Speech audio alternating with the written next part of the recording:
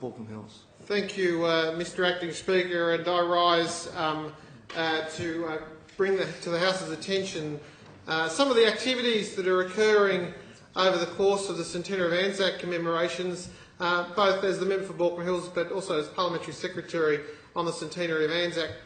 Mr Acting Speaker, as you mentioned, I'm delighted that we're joined today by the Commander of the Australian Fleet, Rear Admiral Stuart Mayer, CSC. Can I say that Rear Admiral Mayer is a very respected senior military officer, and as Fleet Commander he holds one of the oldest jobs in the colony of New South Wales, and will be taking a very senior role in the as we commemorate the Centenary of Anzac. Mr Acting Speaker, as a former subby myself, can I also make sure that his ADC, Caitlin, is not ignored by this chamber. So welcome, Caitlin, and you've got a kindred spirit in me, having had a similar job to you in my previous life, and you're not careful, you might end up as the Baulkham Hills member for Baulkham Hills one day. Mr Acting Speaker, today in Europe the lights are being dimmed for an hour to commemorate 100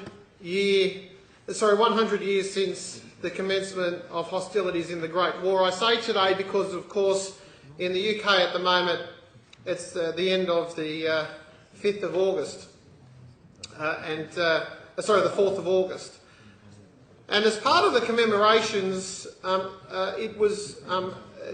took upon myself to speak to a number of corporations in Sydney with the idea of taking 6 students from Western Sydney through an essay competition to actually visit Gallipoli and Ypres and, of course, London at the end of this year. We've decided to establish an essay competition, which I'm delighted to report is sponsored by Clubs New South Wales.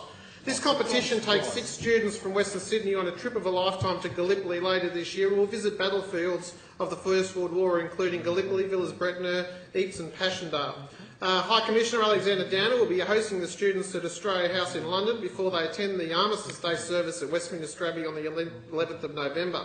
The competition required students to write a 1,000-word essay on why the Centenary of Anzac is important for modern Australia. The winners will be required to record their experiences on the trip and then present to their community what they have learned and the importance of the Centenary of Anzac.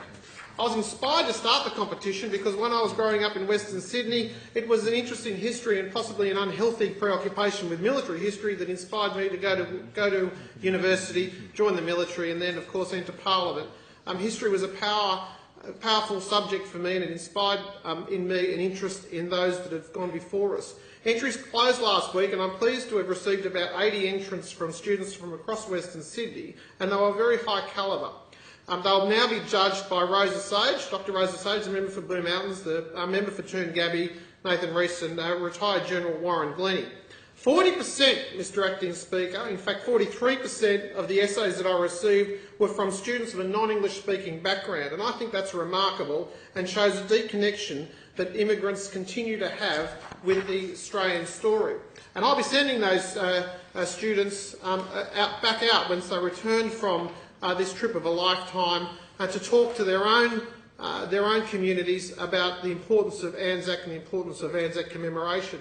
A common theme in the essays, of course, is the debt, as we would expect, the debt that we owe Anzacs and those who have served since, like Rear Admiral Mayer, protecting Australia and defending our values. Chanham from Premore Way, who was one of the students, wrote that for 100 years the uniting Anzac spirit was celebrated, and Australians must remain steadfast in our appreciation for the valour exemplified and the virtues defended wherever Anzacs fought. From Kashula, Adriana wrote in her essay that the Anzac celebrates the freedoms of democracy that the soldiers fought for. Patricia from Beaumont Hills thought that the Anzacs, quote, left a legacy that will be forever interlocked in the hearts of all Australians. Paul from Camden, he wrote, quote, they fought for us to live in a free country we call Australia, a free country we call home.